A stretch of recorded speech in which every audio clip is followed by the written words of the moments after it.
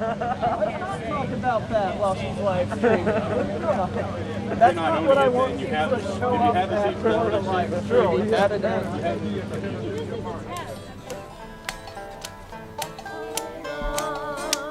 Hold on, keep your eyes on the prize and hold on. Got my hand on the gospel plow, wouldn't take nothing from a journey now. Keep your eyes on that prize. Hold on, hold on, keep your eyes on the prize and hold on. Keep your eyes on the prize and hold on. Keep your eyes on the prize. Hold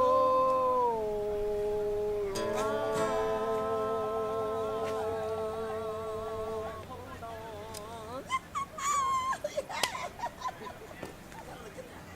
Are you the news media? Or are you the FBI? Actually, I'm your local friendly citizen reporter. All right. This will most likely end up on the stream on Occupy Wall Street. With your permission, that is. Is it okay? Sure. Is it okay to continue to tape? Sure, Everybody, we're if you could maybe come around to the front of the stage. gonna go over there. I'll stop by there. Good afternoon. Welcome to the 99% Martin Luther King Movement Rally and March for Justice. Now, the struggle for justice is the continuum that binds the Occupy movement of Martin Luther King, that binds the Occupy movement of our time to the civil rights movement of Martin Luther King's time. Now, as a rule, the corporate media doesn't bring up what Martin Luther King had to say about economic justice, and there's a reason for that. What he had to say about economic justice included a redistribution of wealth, all right, included an emphasis on fairness for all.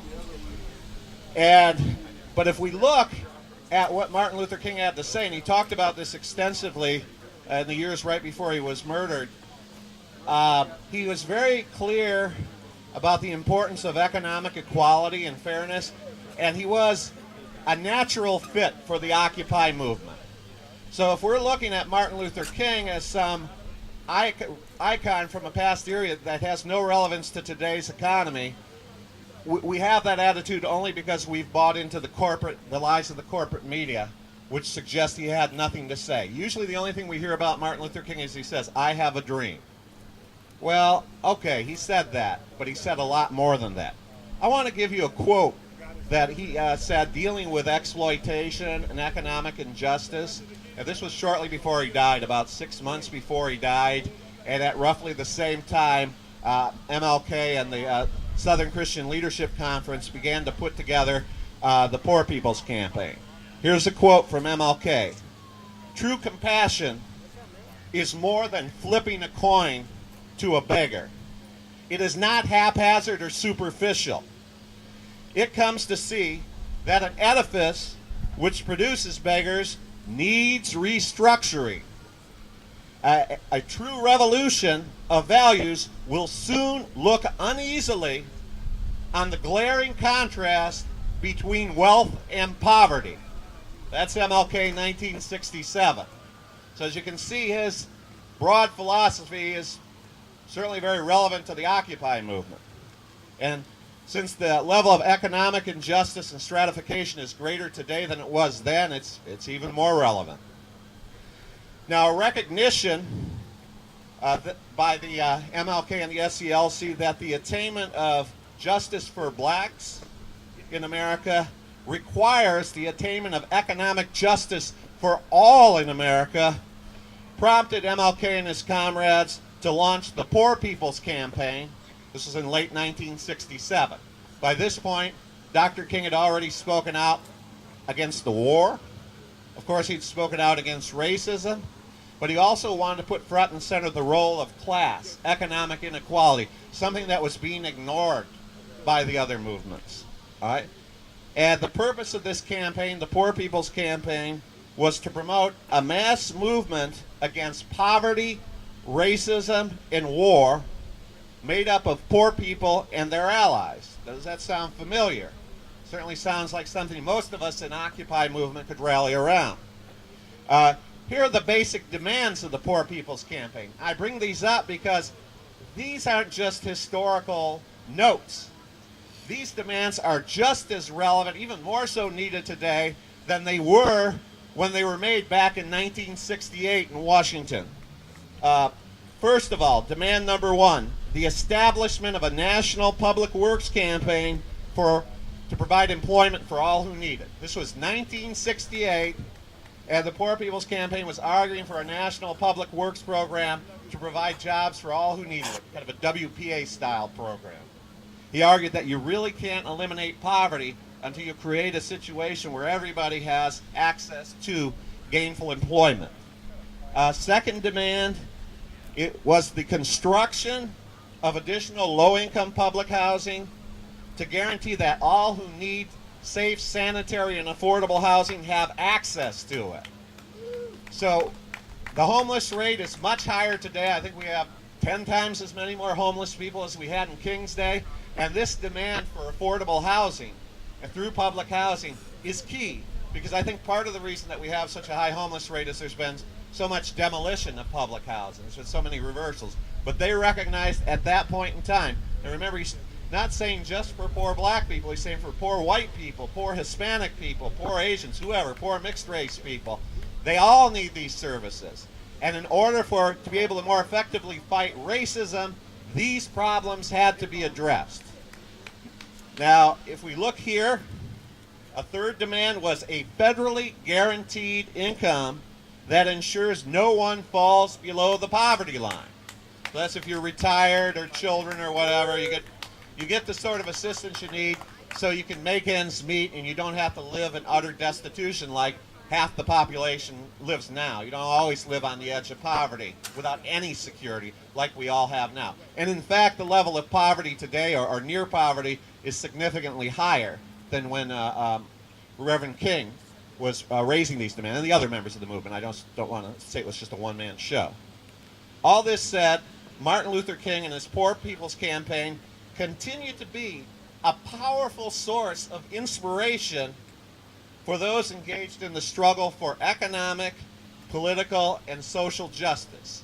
Remember that this movement was about bringing together poor people and their allies to resist effectively economic exploitation or poverty,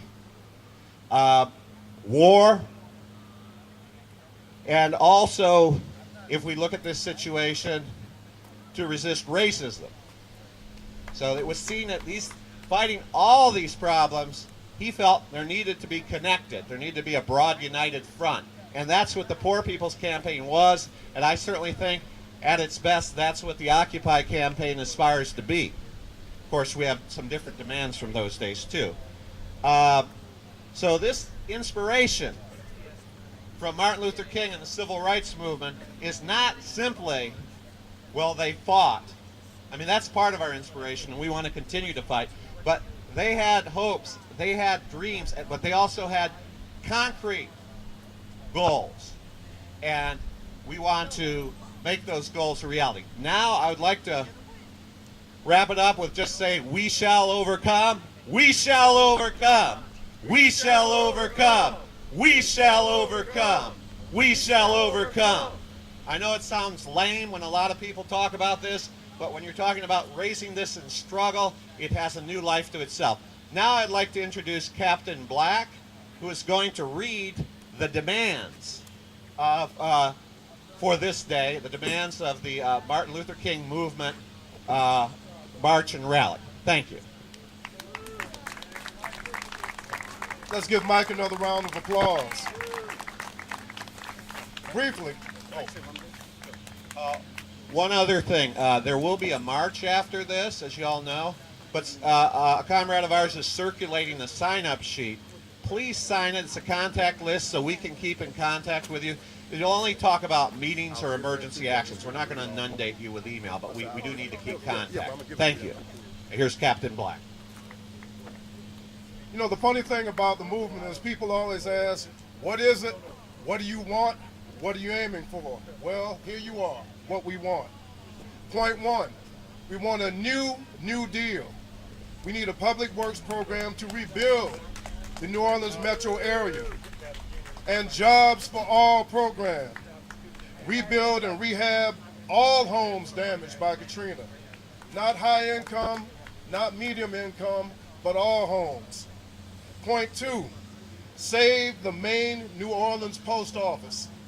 If you really want to see trouble, imagine a bunch of postal workers losing their jobs overnight. Next, tell Congress not to cut Pell Grants. Tell Congress to provide more money for student aid. Here's a favorite. End corporate personhood. Another favorite. Tax the rich. Now I'd like these two gentlemen to step forward for a moment. Robert Rich and Michael Rasso, AKA Michael NOLA. This is very relevant because request number one is drop the charges against Robert Rich, a Delgado student who was arrested by Landrews police raid on Occupy NOLA's encampment that occurred Tuesday, December 6th at 4 a.m. in the morning. Some of us may not remember that at the subsequent raid that happened, how long ago was it, Michael? December 12th. December 12th. Another young man stood up for freedom. Hold up your hand, please. And also was arrested. And we would request, demand, implore, however you want to phrase it, that these charges are dropped against these young men. Mayor Mitch Landrieu should reimburse and compensate people in Occupy NOLA's encampment who had their possessions and property seized by NOPD and trashed in dump trucks. Last but not least, bring back the statue of the Reverend A.C. Alexander to Duncan Plaza. We have this printed up in easily digestible form, so when people ask what we want, you can just give them this. Thank you for your time and your attention, and without further delay, I would like to introduce to some and to all the Reverend Raymond Brown. Woo! Come on, no jesters. You can press it, not a middle. No jesters? Oh, y'all sound dead today. No jesters? No peace. No jesters? No peace. What do we want? No, y'all don't want jesters today. What do we want? Justice. What do we want? Justice. When do we want it? Now. Reverend Raymond Brown, president of the National Action Network. First of all, I want to thank the Occupy NOLA organization and movement. You're the best movement this city have ever had. You're the best movement that this city, give yourself a great hand, you're the best movement in this city.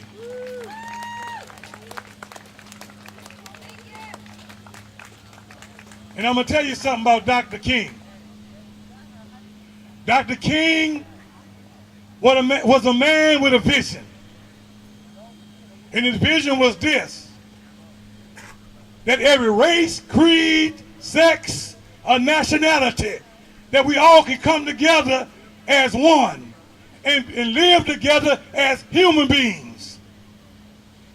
Of course, the government have not been treating us like we are human beings. So that's the reason why we fight for civil rights and human rights. And let me say this here, that the mayor of this city have violated our equal rights. On this day, you're fighting against each other because the mayor blocked the NAACP and myself from going to Gallia Hall. And they blocked the NAACP from participating in the movement and in the march. And you have homelessness that is sweeping our city and sweeping this nation,